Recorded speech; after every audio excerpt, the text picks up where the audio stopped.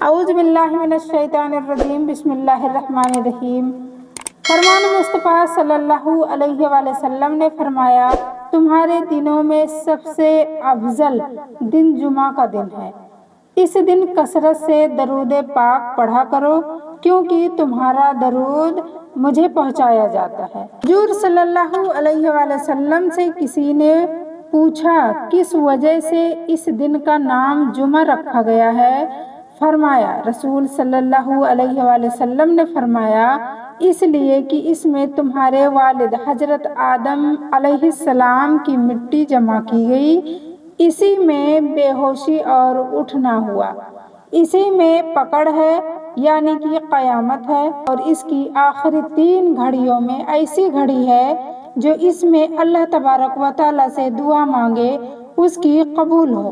رسول صلی اللہ علیہ وآلہ وسلم نے فرمایا، قیامت کے دن اللہ تبارک و تعالیٰ ہر دن کو اس کی صورت میں لائے گا، لیکن جب جمعہ کا دن لائے گا تو وہ خوشگوار اور چمکتا ہوگا۔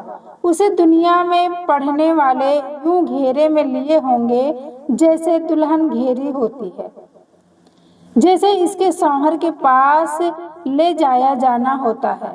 وہ جمعہ کا دن انہیں روشن کرتا دکھائی دے گا، اور وہ جمعہ پڑھنے والے اس کی روشنی میں چلیں گے۔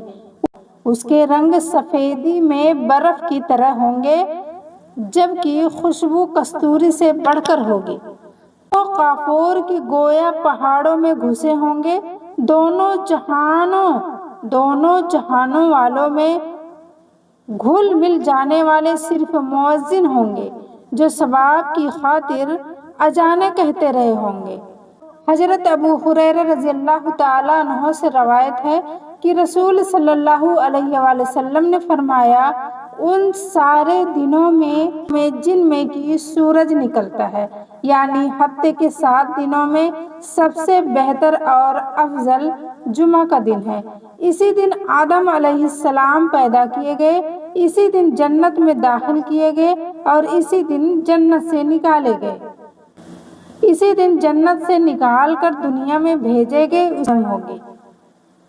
یوم جمعہ، اس دن کو یوم جمعہ اس لیے کہا جاتا ہے کہ یہ مسلمان کے اجتماع کا دن ہے۔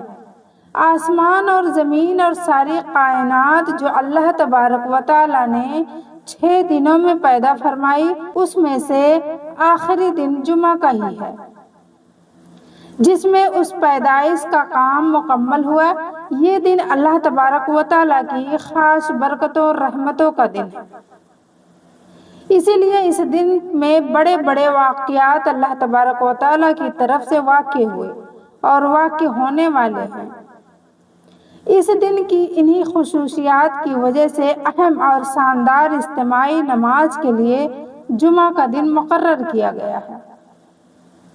اس دن کی عظمت اور انداز اس سے بھی لگایا جا سکتا ہے کہ اس کے نام سے قرآن پاک میں ایک پوری سورہ ہے جس میں اس دن کے احکام اور مسائل بیان کیے گئے ہیں۔